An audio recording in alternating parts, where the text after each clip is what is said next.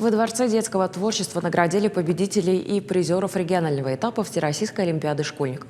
Кроме основных предметов, участники показали хорошие занятия осетинского языка и литературы. В этом году в муниципальном этапе соревновались больше 2000 ребят, из них на региональный этап прошли около 700. Победителям и призерам вручили грамоты и денежные призы. В Министерстве образования и науки отметили, им предоставят дополнительные баллы при поступлении в региональные вузы. Олимпиады дают высшую ценность, они дают знания. Неважно, стали победителем или призером, вы в любом случае получите знания, а это самое важное. Кадровый вопрос очень важен, и нам важно уже начиная наверное, даже с детского сада выявлять способности и потребности детей.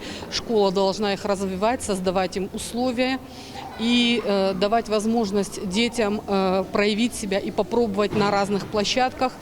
И для этого в республике проводятся очень масштабные и очень много мероприятий.